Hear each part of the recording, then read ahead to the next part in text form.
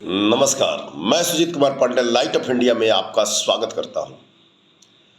आज माननीय सर्वोच्च न्यायालय का एक आदेश आया कि नियोजित शिक्षकों को देना होगा सक्षमता परीक्षा।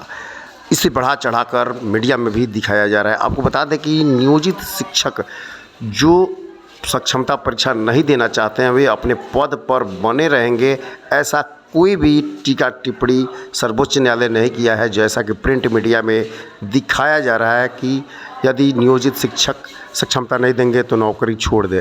क्या कहते हैं श्री बंशीधर प्रजासी? ऐसा नहीं कहा। सुप्रीम कोर्ट ने यह कहा है कि हाई कोर्ट का जो आदेश था उस आदेश में कहा कि सक्षमता परीक्षा जिनको देना है वह देंगे, जिनको नहीं देना है नहीं देंगे। बस जो हाई कोर्ट का फैसला है उसको यथावत बनाए रखा है। सुप्रीम कोर्ट ने अपनी ओर से उसमें बहुत कुछ जोड़ घटाव कुछ नहीं किया। सुप्रीम कोर्ट ने जो मुख्य बातें कही है उसको मैं आपको बताता हूँ। सबसे पहले तो इसकी पृष्ठभूमि की मैं चर्चा करूँ। आज अचानक से या मीडिया में जब खबरें आई है तब आप लोगों को यह पता चला कि सुप्रीम कोर्ट में भी हम लोग लड़ रहे थे। कुछ ऐसे लोग थे जो सर्च कर रहे थे और सर्च करके और वो जानकारी ले रहे थे हाई कोर्ट के केस नंबर से कि भाई कोई सुप्रीम कोर्ट गया है कि नहीं। तो हम सुप्रीम कोर्ट चले गए थे। आज जो कुछ भी घटनाक्रम हुआ है थोड़ी सी निराशा जरूर हुई है, लेकिन मुझे लगता है कि जो कुछ भी हुआ है हम लोग प्रयास किए हैं, प्रयास करना ही हमारा काम है, हम प्रयास किए हैं। थोड़ी सी चूक हुई है और वह चूक हमारे पार्ट से नहीं हुई, हम आपको बता देते हैं। हुआ क्या कि हम लोग जैसे ही माननीय उच्च न्यायालय का फैसला आया उसका सर्टिफाइड कॉपी लेकर और हम लोगों ने सुप्रीम कोर्ट में केस दायर कर दिया। और जब हम लोगों ने केस दायर किया तो उसके तुरंत बाद सुप्रीम कोर्ट में गर्मी की छुट्टी होने वाली थी। तो गर्मी की छुट्टी के ठीक पहले हमको केस नंबर मिला और केस नंबर मिला तो हमारे एडवोकेट ने मेंशन किया कि इसकी सुनवाई कर ली जाए जल्द से जल्द। तो सुप्रीम कोर्ट ने मना कर दिया, कहा कि हम अभी कोई सुनवाई नहीं करेंगे, इसमें कोई जल्दीबाजी की जरूरत नहीं है, हम गर्मी की छुट्टी के बाद इसको सुनेंगे। तो हम लोग निश्चिंत थे कि अब गर्मी की छुट्टी के बाद इसकी सुनवाई होगी। लेकिन इसी बीच वो बिहार राज्य प्रारंभिक शिक्षक संघ के द्वारा जो केस था वो लोग भी चले गए सुप्रीम कोर्ट और वे लोग गए और इसी गर्मी की छुट्टी में वो लोग मेंशन करवा दिए और मेंशन करवाया तो उनके मेंशनिंग को ले लिया और गर्मी की छुट्टी में ही लगा दिया। आपको बता दें कि सुप्रीम कोर्ट में 8 तारीख से सुप्रीम कोर्ट फिर खुलने वाला है, ग्रीष्मावकाश खत्म होगा।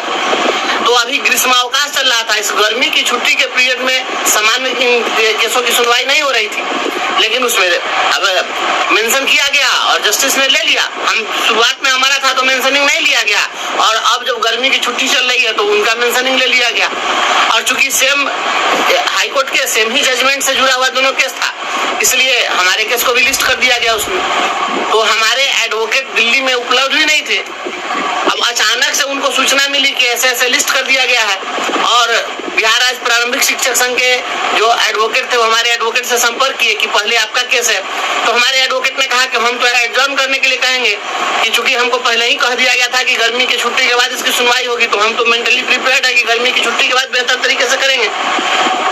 लेकिन आज हुआ क्या कि जब बहस की बात हुई तो हमारे एडवोकेट वहां पर तो फिजिकली अपीयर थे नहीं और बिहार राज्य प्रारंभिक शिक्षक संघ की ओर से यानी प्रदीप कुमार पप्पू जी की ओर से वहाँ जो एडवोकेट थे उन्होंने बहस करना शुरू कर दिया। चूंकि जो फिजिकली अपीयर रहता है उसकी बहस को सुनता है, वहाँ कोर्ट ने सुना। हमारे एडवोकेट भी वर्चुअली जुड़े, वीडियो कॉलिंग कॉन्फ्रेंसिंग से जुड़े ये तो पहले ही वो बहस चुकी कर चुके थे। वैसी स्थिति में इनको एडजॉर्नमेंट मिलने की संभावना नहीं थी तो मजबूरी में इधर से ही बहस करना पड़ा। तो बहस की गई।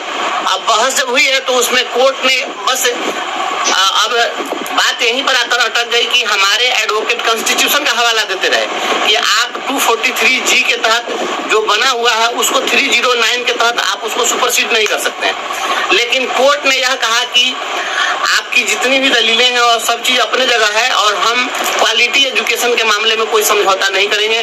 पूरे देश में हम जानते हैं कि सरकारी विद्यालयों में गरीबों के बच्चे पढ़ते हैं और सभी गरीबों के पास वो क्षमता नहीं है कि वह अपने बच्चे को निजी विद्यालय में पढ़ाएं, तो वहाँ क्वालिटी एजुकेशन मिलना चाहिए। और बहुत ऐसे शिक्षक हैं जो शिक्षक कॉम्पिटेंट नहीं है तो शिक्षक कॉम्पिटेंट होने चाहिए। इसलिए हम ये परीक्षा का पर हम रोक नहीं लगा सकते हैं। अगर आप बेहतरी चाहते हैं कि आपके सेवा में आपको प्रमोशन मिल जाए, आपको सुविधाएं मिल जाए।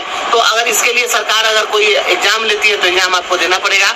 हम इस एग्जाम पर रोक नहीं लगाएंगे या इसे कॉम्पिटेंसी टेस्ट पर हम किसी प्रकार का कोई प्रतिबंध नहीं लगा सकते हैं। हाईकोर्ट का जो फैसला है उसमें हम इंटरफेयर नहीं करेंगे। एक बात कोर्ट ने जरूर कही जो आपको मैं बता दूं, जैसा कि हमारे अधिवक्ता ने बताया कि सुप्रीम कोर्ट ने एक बात कहा है कि यह बात ठीक है कि आपका पहले की जो आपकी जो सर्विस है वो सर्विस कंटिन्यूटी का लाभ गवर्नमेंट को देना होगा। अगर सर्विस कंटिन्यूटी का अगर लाभ नहीं देती है सरकार तो आप निश्चित रूप से कोर्ट में प्रोसीड कीजिए, क्योंकि आप पहले जितना भी आपका लेंथ ऑफ सर्विस है वह जुड़ना चाहिए इसके साथ। तो हमारे एडवोकेट ने कहा कि ठीक है, तो आप इसी को ऑब्जर्वेशन में डाल दीजिए, अपना ऑब्जर्वेशन दे दीजिए इस जजमेंट में। तो कोर्ट ने कहा कि नहीं, हम ये ऑब्जर्वेशन नहीं देंगे।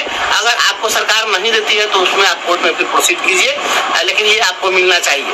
और कुल बिहार के सभी शिक्षक भाइयों, शिक्षिका बहनों, सादर नमस्कार। साथियों, आप लोग को बताना है कि आज सोशल मीडिया पर और कुछ प्रिंट मीडिया पर भी यह न्यूज चल रहा है कि 4 लाख नियोजित शिक्षकों को सुप्रीम कोर्ट से लगी झटका, वो देंगे परीक्षा या हटेंगे।